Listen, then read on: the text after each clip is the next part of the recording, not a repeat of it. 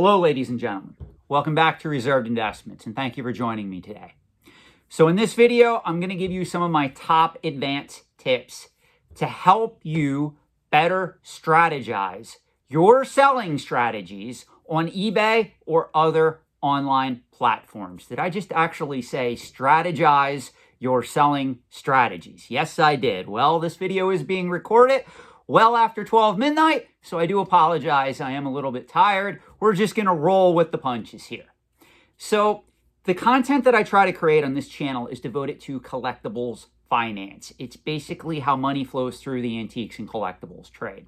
Said another way, if you want to make money in the antiques and collectibles trade, I can help you do it. Whether you're a collector, a speculator, a dealer, a reseller, or a hardcore evil investor like me that goes after high-end items that cost thousands, if not tens of thousands on average, and I buy them, I put them away in a safety deposit box, and I wait for those items to appreciate on the secondary market. Then I have to make a decision if I want to sell them or if I want to hang on to them even longer. That's what I talk about on this channel. How to make money in the antiques and collectibles trade. And make no mistake, if you listen to a lot of the hype-driven content out there that is governed by the Timmies, Kimmies, or Poindexters, you will most certainly lose money. Except every now and then, a blind squirrel does find a nut, so some of you will get lucky along the way.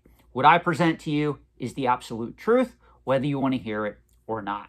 So let's talk about 6 advanced strategies for making money, not just on eBay, but other online platforms. Because let's be realistic, in the year 2024, eBay is not the only online selling platform out there. This is not 1996. This is 2024. So here we go. Tip number 1, handling time. I do not know why this is such an issue for some of you sellers out there. Let me give you some great advice. The quicker you can ship out the item and get it on its way to the buyer, the better off you're going to be. Not only does eBay reward you for having a 1 day or less handling time, but also when you get feedback from the people that are buying your product, they're also going to reward you in that same manner. This helps your business grow and also build new clients and relationships. If you are somebody that cannot ship an item out within 24 hours, you actually have to ask yourself, what are you doing here? It should not take that much time to set up an area in your house that is devoted to shipping, to set up the items that you are reselling in a manner where you can easily pull the item, get it packed and shipped within 24 hours. This is not asking that much. If you are sitting on a lot of dead inventory, or if you are unorganized, perhaps you need to take a closer look at your business operations and where the amount of your capital, meaning the lifeblood of your business, is devoted to. Because if it's devoted to products that are just sitting there costing you money, not selling, not moving on any online platform that you sell on, you're going to have a serious problem. The name of the game when you get into eBay reselling, you have to constantly flip your inventory. You're not trying to hold it for the long term. You're not trying to hold it because you may get $10 more on that item that you paid $2 for, where you already have an offer of $15. You want to flip that inventory and keep it moving. Do not try to maximize your profits in this space, especially if you are at the lower end of the reselling market. What I mean by that, if you're somebody that goes to Goodwill, if you're somebody that sources your materials, your items that you're selling at flea markets, yard sales, if you're already paying a very low amount for the item, the way you make money is to keep that money flowing. Meaning if you buy an item for $5 and you can flip it for $20 today, you're better off to do that rather than wait 2 weeks and sell it for $25. This is what a lot of people do not understand when they get involved at the bottom tier of eBay thrifting, reselling online with items that they are sourcing through thrift stores or other means, whether it be yard sales, flea markets, and the like. It's all about keeping the capital moving. In order to keep the capital moving, you should be able to ship your items within 24 hours or less. Tip number 2, be careful what packing materials you use. Yes, I'm here to tell you, when I was a successful eBay reseller, boxes, tape, packing supplies can all eat into your bottom line. I am not telling you that you have to use brand new boxes every single time you ship something. That would be suicide to your business, especially if you get a lot of stuff coming in from Amazon and the like that's already prepackaged and ready to use shipping boxes. The only issue is it may say Amazon on it. Please feel free to reuse those boxes. But what I am going to warn you about, every now and then I'll buy something very expensive on eBay. And maybe it's like a $3,000 graded vintage toy or a comic book or a video game, whatever it is.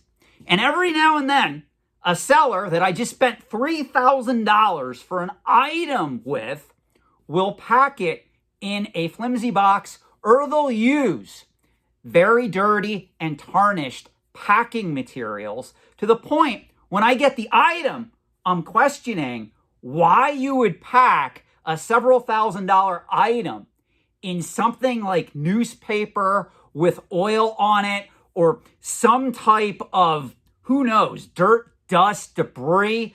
In other words, if you're going to sell higher end items, please take some time to put some effort in the packing that goes with those items. If you get free boxes, free packing materials, and it's contaminated in some way, meaning it has something spilled in it, it has oil in it, it has something that smells bad, it has cigarette ashes in it, please do not use that packing material. I don't care if you're shipping a $5 item. The person's going to get that, and what do you think's going to happen? They're going to either leave you negative feedback or they're going to immediately want a refund, because the experience is what you're selling partly on eBay. If you're going to sell something, pack it right, use the proper packing and materials, and understand that the condition that that individual gets that item in is everything. Now, obviously, you're not going to be held responsible if the box gets damaged and the item inside is not damaged. That's not your fault. That's the fault of UPS, FedEx, the post office, whoever you use for shipping. But you have to do your part to at least make the item presentable. A question that I get asked a lot is, well, Sean, what if I go to the local liquor store or supermarket, or I go to a local mom and pop shop and they give me their used boxes? By all means, use them, but just use common sense. If you have a box that was sitting outside that is wet and damaged, don't use that to ship an item in. Obviously, it's going to provide a negative experience for your end consumer. Tip number 3, please know when to use an auction format versus that of a buy it now format. This is something that unfortunately a lot of Timmies, Kimmies, and Poindexters still do not understand. Case in point, let's say that you're selling a common day item like a Funko Pop or an Amiibo, something like that, that is a mass-produced collectible. You log on eBay and you look at the market depth, meaning you go to eBay, you type in that item, and you see that there's like 15, 20 of them readily available on eBay with a buy it now, or readily available to purchase at present time through any other means. Obviously, if you have a common item like that, it would not behove you to use an auction format for that type of item. Items that are mass-produced, collectibles of the modern era, even certain vintage collectibles that have already gone out of production, if there's a lot of those for sale, readily available with a buy it now on eBay, do not use an auction format to sell that type of item. The bids are going to come in less than what you expect. If you don't believe me, there are sellers out there of Funko Pops, of Nintendo Amiibo, of other items in that nature, or if you search completed and sold listings, you'll see that the item sells for $15.99 new. They put it up with an auction format, and guess what? The final bid was $8.94, and they were dumb enough to offer free shipping. So now they're selling an item that sells for $15.99 new, plus tax, plus shipping, for $8 and some cents, and now they have to pay shipping to send it to the buyer. What auction format is for?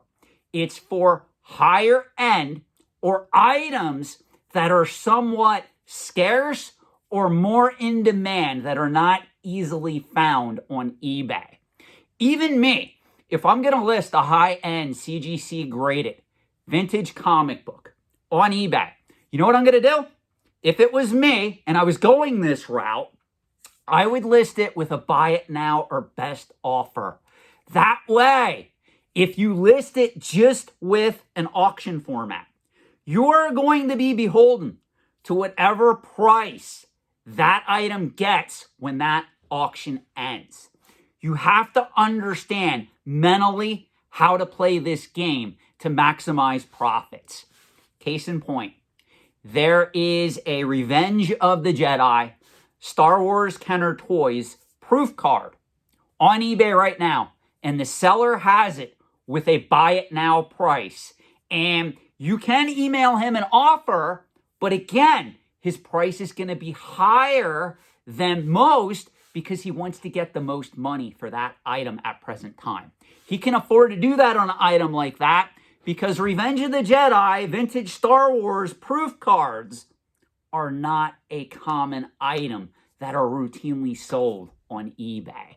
So that's an example. You have to understand the item that you're selling, the market that you're in, and the audience that is going to be buying that item. For instance, let's expand on this a little further before we go to point 4. Obviously, a person who is buying a quote-unquote collectible and paying $50 or less for that item, they are a different caliber buyer than someone like me who's going into the market being willing to pay $5,000 or $10,000 for a rare graded coin. You must understand the mentality of the buyer you are selling to. And this also ties in to being able to ship within 24 hours and also being careful with what packing materials you use. Because if you have a person that's willing to consistently spend $50 a day or a week with you and they're a repeat customer and you can make profit on the items you're selling them, wouldn't you want to hold on to that type of customer over the long term? This is where there is a strategy that you need to adopt if you want to be a successful reseller. Number 4, use a 30-day return policy on all your items. Let me explain it to you this way. A lot of people come to me and they say, Sean, I offer no returns on all the items I sell on eBay. They are being sold as is. You are aware, if a buyer out there gets that item and disagrees with the condition it is in or the way you described it, they can open a dispute regardless. You actually protect yourself better by offering a 30-day return policy because it tells the powers that be, in this case eBay, that you're an honest seller. You're allowing the buyer to inspect the merchandise and make a decision, okay, I can send this back within 30 days. It also opens the door where if you do have to accept a return, if you opened up with a 30-day return policy in the front of the listing, the buyer sometimes will then have to incur the expense to send it back in most cases. This keeps you legitimately on par with what you're selling. Obviously, if you have a 30-day return policy up front and you're looking at that item that you bought at a thrift store and you want to list it as being in excellent condition, when in all honesty, it's probably only in very good condition, I assure you, if you have a 30-day return policy on the front of your mind, you're going to go, you know what? I don't want to deal with the return. I'm going to err on the side of caution, and I'm going to list this as being in very good condition. If the buyer gets it and they think it's in even better condition than how I described it, that's good for me. That's good for my business. I'm going to get positive feedback, and I may actually get a repeat customer out of this. You guys have to strategize when you offer a return policy. Remember, there's no such thing as an item that is sold really as is on eBay. All is what that buyer has to do is go to eBay and open up a dispute when they get that item. And I hate to tell you, in most cases, not in all, in most cases though, you're taking the item back at your expense. I do not understand why people stick to their guns and say, everything I sell on eBay is sold as is. That is the wrong mentality to take in the current economic environment we find ourselves in. This is something that you need to understand. Again, it goes back to selling psychology. It goes back to retail psychology. If you're in this business to only make money, you're going to struggle. It's going to come across that way to the people you serve. Case in point, I started on eBay back in 1995. Yes, I am that old. I know I don't look it, but I am that old.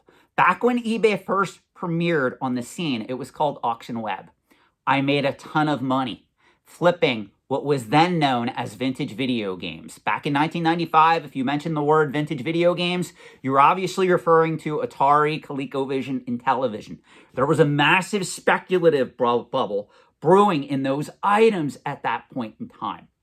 I always offered return policies, and I always made sure that buyers knew exactly what they were getting. I became very successful as a result of that. I wanted to be the guy that these people came to when they were looking for that uncommon or scarce Atari game in excellent or near mint condition. And it turned out that's how my business developed. I formed Electro Games at a very young age, and I was able to sell it. Today, I still do own the rights to the Electro Games eBay account, but the business, for the most part, was sold back around 2007, 2008.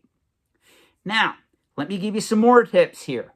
Tip number 5, you need to understand time and motion per item you're selling and also opportunity cost.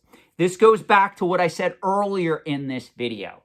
If you have an item that you paid $5 for and you have an offer to sell that item for $20 and you sit there and you go, you know what, I think I can get $25 for $30 for this item.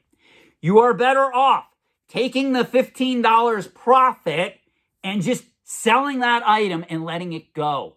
Time and money, and along with the time value of money, is what you need to understand to be successful on eBay. Another tip I'm going to give you, avoid traveling too far to source items. I don't know how many times I come across this in the eBay Thrifters Facebook group. Somebody will drive 4 fucking hours to buy an item for $40 that they're going to sell for $100. Now, I don't know about you, but if you're in a desperate position where you think it's worth driving 4 hours round trip to make $60, you are aware there is this thing known as capitalism, where you can actually go and sell your time to a company and they'll actually give you money in the form of either a salary or hourly wages. I was just driving past my local Dunkin' Donuts. Are you aware they will pay people $15 to $20 per hour plus tips to pour coffee and serve donuts to people? Now, if I had an option to do that or drive 4 hours, spend 40 to make 100, I really hate to tell you, that job at Dunkin' Donuts is looking pretty good to me. You must be aware of opportunity cost. You got to be aware of the wear and tear on your automobile. You got to be aware of if you're buying something, if you're buying a lot of items and it requires cleaning, maintenance, testing the items in the form of video games or electronic components, you should be compensated for that time. There are certain instances where you will come across a lot of items that you know that you can make money on, but it's not worth the time investment. And you gotta be strong enough to say, you know what? I understand that that lot only costs $50. If I sell it, I could probably get $100, but it's gonna take me 6 hours to clean and test all that item that are in that lot. It's not worth the time hassle. It's not worth the opportunity cost of taking that on. This is why a lot of people get mad at me, because they think that I'm against a lot of these eBay thrifters or a lot of these eBay resellers. I'm here to tell you, though, you have to take an honest look at your business. And I've said this before. If you're doing this full time and you're making what amounts to minimum wage or just a little bit above minimum wage on the hours you're putting into this, you would be better off just getting a job. Go and work for a company, a business. Even again, if it's working at Dunkin' Donuts, pouring coffee, serving donuts, if you're getting $20 an hour and you're only making 10 doing the eBay thing, it's really not worth the stress and the time you're investing in this. I'm just being honest with you. Lastly, I have another tip here, and this goes for buyers and sellers. Understand that if you accept offers on the items you're selling, or maybe you're a buyer that is putting in an offer for an item that is being sold on eBay, there is a little bit of respect and decorum that goes along with that. Now, to be fair here, I also sell on eBay. I do it on a part-time basis still. It's in my blood. I enjoy it. If you get a lowball offer, you do not have to respond. eBay allows you, when you list an item on eBay, if you're going to accept offers, you can choose the minimum amount that you're willing to accept for the item in question. I encourage a lot of you to use that if you are a seller. And I would also encourage you, if people do email you offers that are lower than that amount, you don't have to respond. You don't have to go back and forth. I'm going to be very honest with you. If somebody gives you a lowball offer and you engage with them and you go back and forth and you make fun of them for making that lowball offer to you, you're really not doing anything except spinning your wheels and wasting your time. Don't respond to the offer and just move on. They'll get the hint. On the other end of the spectrum, though, you're going to come across items that maybe you want, or maybe it's something that you collect and the item is somewhat scarce. Somebody puts it up on eBay and maybe it's only worth $2,500. They want $3,000. So you send them an offer, and maybe you offer them $2,400 to start, and they say, I'm sorry, I'm sticking with my $3,000 price. If that's them, even though you want the item, don't cut up the seller. Just say, you know what? I think we're too far apart. I thank you for responding to my offer. I appreciate the opportunity to buy this item, and move on. And the reason why I'm telling you that, if now the seller doesn't sell that item, maybe he delists it and he lists something else that you want, and maybe that particular item that he does decide to list is in your price range. If you burn your bridge by telling that particular seller on the first item that, hey, your price is too high, man, you're crazy, you're trying to scam me, guess what? He's probably going to block you. He's not going to accept further offers from you. You have to keep the doors of communication and negotiations open. If you're going to keep those doors open, you can't burn bridges. You cannot insult people. I have already had people where I gave them an offer on an item I was selling, and I said, this is the lowest price I would go. Are you aware they sent me a counter offer back $1 less than that number that I just gave them? Now, I don't know about you. I'm a man of my word. I just told you that was the lowest price I would go. So here you are, you're sending me a counter offer back $1 less than what I already told you I was willing to go on the item. So how do you think I handled it? I declined the offer. I said to that person, this was the lowest price I was willing to go. You came in at $1 less. I can't do business with you just out of ethics. Now, if he wants to come back and he wants to say, oh, sorry, I'll gladly buy it at the original offer price that you gave me, then yeah, I'm open to selling it to him. but you have to have some decorum and ethics if you're going to get involved with negotiations. Please do not be one of those people that sells on eBay, is a member of the eBay Thrifters Facebook group, and makes fun of people that send them offers, meaning they post stuff about the offer in question. I can't believe that this person sent me this offer. Do not fall for that time-consuming negativity. Just cut your losses and move on. Go deal with people that actually want to buy your items. On the flip side, if you're a buyer out there and you're making offers to sellers, if you come across a seller, and there are some on eBay, believe it or not, that run what I call a museum, meaning they have items up for very high prices, they accept offers, and they never want to sell those items. It's a museum for them. If you come across those sellers, you just cut your losses and you tell them to have a great day. Always remember, in capitalism specifically, you have a right to sell your item for whatever you think it's worth. You don't have to take current market value for the item in question. Always remember, in order for a sale to take place, whether it be on eBay, whether it be through a buy it now format, whether it be at a high-end auction site, you must have a willing buyer and you must have a willing seller. Without those two inputs, a transaction will never, ever occur.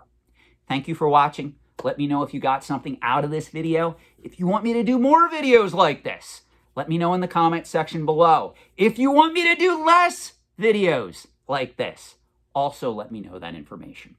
Thank you. Have a great night, and I will see you in the next video.